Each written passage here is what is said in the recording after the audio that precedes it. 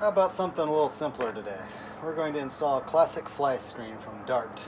I saw a video of this, or a picture of this online, and fell in love with it instantly. It looks really good on the Scout. It doesn't detract from the bike's naked look too much. It's just so like this tall, and it's just enough to get the wind off your chest a little bit, and should be great. So let's go over the install. Not pre-read these instructions.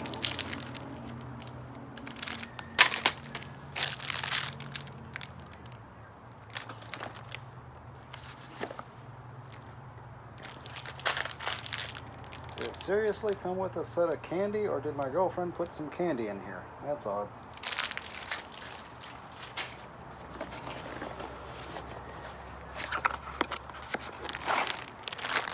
Okay, we got a couple of rubber clamps for the forks. Okay. I can get this out of the package. There we go.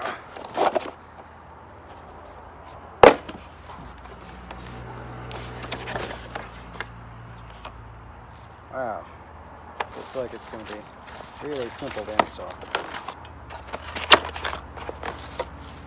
Here's the Flyscreen. Really small, like I said. The Indian sells one that is similar, but actually doesn't kick the. It only goes from the windshield. Yeah, it's about the same, but it doesn't kick. This one stands up a bit more, so it kicks the air up a little higher. The Indian one tilts back more. And the Indian one was $200. This one was $169. So I'm already ahead right there. Got a basic smoked tint. So it's gonna go something like that. Let's follow the rest of the instructions.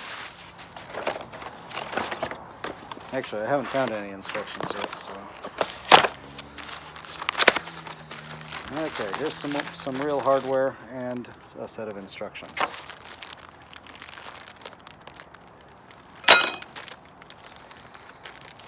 Instructions. I've learned to appreciate instructions lately. That's what I stuck on the back right there. There we go.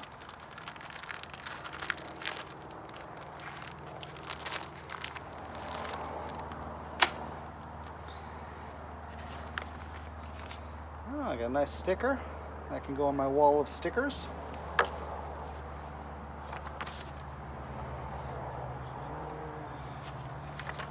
Anti-scratch coating. No maintenance is required. Do not use solvents to clean. Yep. Cool. Alright. Fit the grommets to the screen. This is best achieved from the back side of the screen blade. Fit the rubber collets into 4 clamp components, ensuring they fit snugly. What's a collet?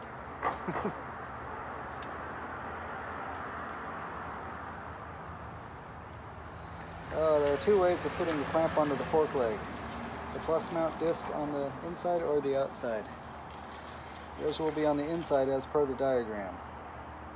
Place the clamps on the fork legs, a little below the top yoke, and secure with 4 M6 by 16 screws. Do not tighten these fully yet.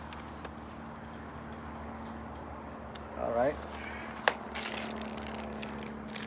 So, I'm going to start with these rubber grommets that are going to go in the windshield itself. Or Flyscreen. It's not really a windshield.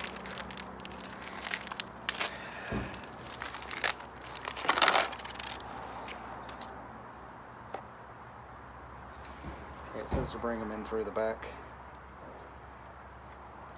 There we go. Nice and simple. There's one of them.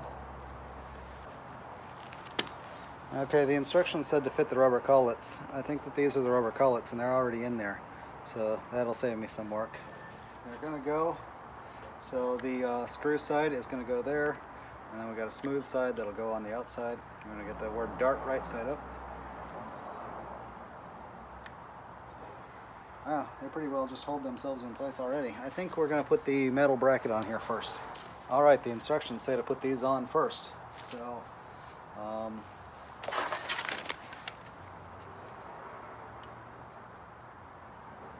place the clamps on the fork legs a little below the top yoke and secure with the 4 screws. Do not tighten these fully yet. Place them a little below the top yoke. So this is the top yoke, and we'll be a little bit below that. And again, you want this bolted side inward.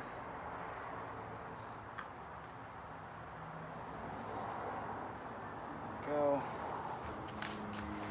Okay, it's going to take a 5mm Allen key or hex key to get these in. Again, make sure you got the word dart right side up, so it looks best.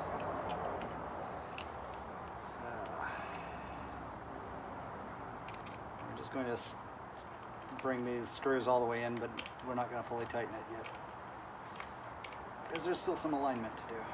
All right, and then the other side.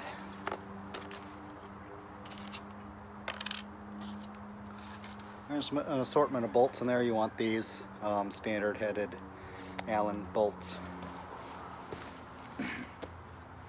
Okay, still loose. And next up, we will, with both brackets, okay, push the steel brackets onto the plus mount crosses. They may be quite a tight fit. And the anodized aluminum discs, and secure with the M8 countersunk screws. Okay, so these are the anodized countersunk discs. We're going to need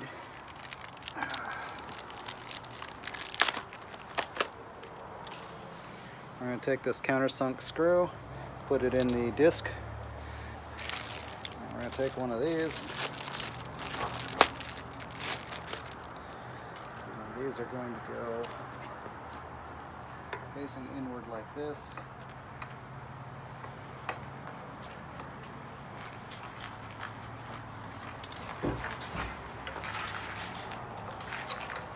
I'll rotate these outwards so that I can get to the Allen key.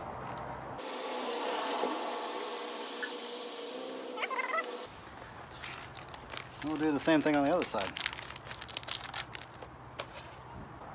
Kind of deal, rotate it outward so you can get to the screw. And now we got to add a windshield. Okay, these do rock outward a little bit.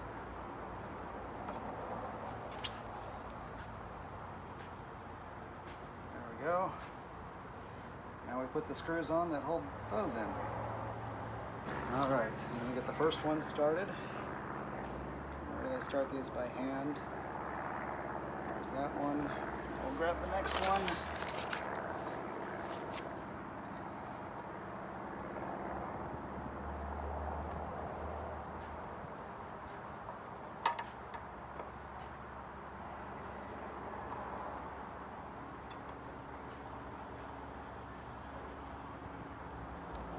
Nice. All right. We'll get all four in there, and then we're going to set the height. These screws are pretty awesome. Let's see if I can get some video. Yeah, see, they've got a depth limit, so you just tighten them all away once everything's in position, so they won't be able to break the glass or crush the rubber O-ring in there. So it's really clever design, nice quality. I bet these bolts weren't cheap. Probably one of the more expensive components of this whole kit.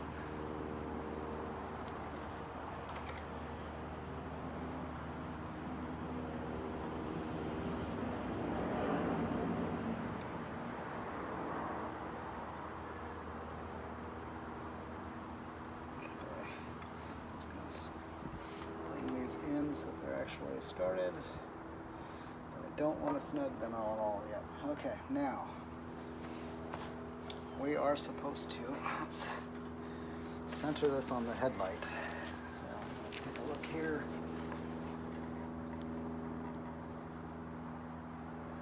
And it says you can adjust the gap between this and the headlight.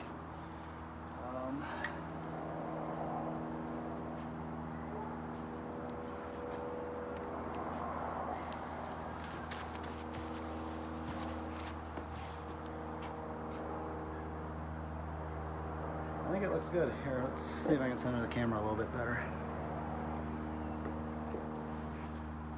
Okay, that's with the camera centered, here as I can tell. Yeah, looks pretty good. I like this little bit of gap here. I think that's proper. We've got the picture on the box, and it has about the same gap on the box. So I like it. It's thumb's width all the way across. So now I need to tighten these brackets first. And keep that here.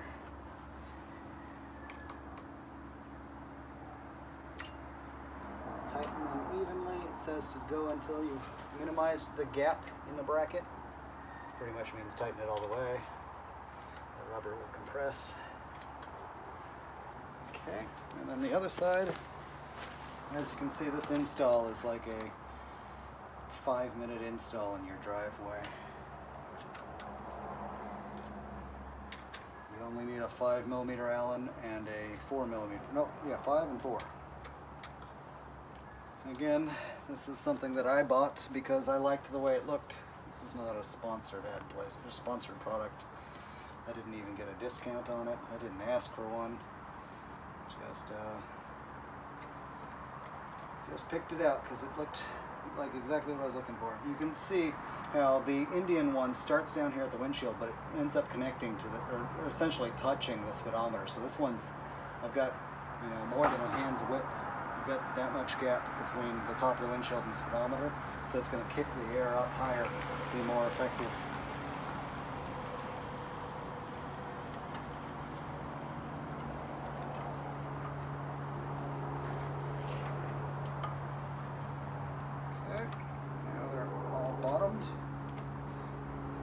Snug these as well, because like I showed you with these bolts, they're not going to sink in too deep.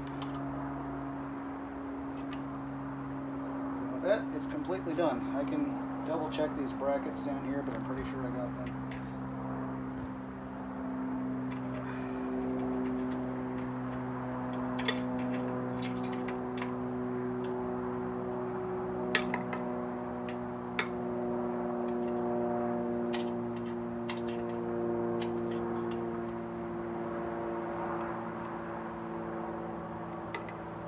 Go. Ta-da! Let's get a look at it from a different angle. Nice and sunny today. Yes. Let's tilt the camera. Wonderful. That was the install of the Flyscreen. Now that I've had some time to ride it around, I've gone on the freeway with it. I will tell you that it does the trick. It is exactly what I wanted. The wind, you can stick your hand up here while you're going down the freeway and feel the wind, and it comes back and it's right in the center of my face, which is great. It's up by my helmet. You could adjust it up and down if you wanted it a little bit higher or your different height.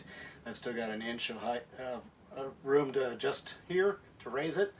And I could bring it down so it's almost touching the headlight if I needed to lower it. I think right there is perfect.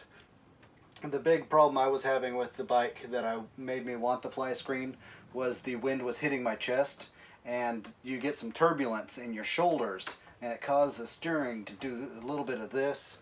Now granted, some people were saying that might be due to the fork springs, and that was one of the things that changing the fork springs is supposed to cure. I did both at the same time, so I can't entirely say, but I can tell you that I don't have that jostling in my chest that I had before. So I'm pretty happy with the install. Here's the website. It's made by Dart Flyscreen. It's made for the Indian Scout. 160 bucks. Like I said, they didn't pay me to mention this. Somebody posted a picture of it when we were discussing the factory Flyscreen on the Facebook group, and I was like, yes, that looks really nice. And being 40 bucks cheaper than the factory option, I'm like, yeah, no problem. Because I was already planning on getting the factory one, because I don't like the look of these things with the windshield. It completely changes the look of the bike. Granted, some people like it. If that's what you're in for, I'm not harping on it. But for me, I like the look of the bike as naked as possible. That Flyscreen is very minor. I mean, this is the size of Flyscreen you see on sport bikes, and it does exactly what I wanted. So it's really intended for higher speeds, freeway. Below 25, this is going to do pretty much nothing for you. So if you're hoping to keep the rain off of you, this won't do it. But or keep your hands protected. This certainly is not going to do anything for your hands. But on the freeway, like I said, that slamming into my chest and shaking my shoulders, I did not like it. Especially you take this thing up to the century mark, about 100 miles an hour. You really start feeling it there, and it starts be going. It makes you start wondering if you should even be up at that speed. But with that Flyscreen, it should be a lot better. Another problem though big windshields have is because they're blocking all of the air off of you, air will sneak in underneath and it'll come in this path and it'll cause all kinds of buffeting. On my Harley, I have that problem. Up around 80 miles an hour, I get some buffeting that's so bad it's shaking my head like this. I feel like I'm going to get brain damage. It's really high speed shaking. And it is very, very unpleasant. It'll make you want to do 70 instead of 80 at all times. This should not have that problem because it's not completely keeping the wind off of you. So it's not going to create such a low pressure zone that's going to suck air in. And again, if it does, you've got some height adjustment to tweak with it. So it's been great so far. Anyways, coming up on my next video, we will finally be getting to this clutch. I've got it installed. In fact, I think it was installed in this video. I've been having some trouble with the clutch cable. The way the auto clutch, I got a Recluse EXP auto clutch, and the way it works is it puts tension on the pressure plate with the clutch cable. And the factory clutch cable on these bikes is junk. So I've ordered a Barnett clutch cable. It's all braided stainless steel on the outside. I'm hoping that will cure my problem with the clutch cable tensioning, and it'll all be good. For the most part, it works great. I'm really happy with it. I just had a lot of trouble with the clutch cable. So we'll cover that in the next video. Like and subscribe. Share this video. I'm trying to publish a bunch of little how-to videos.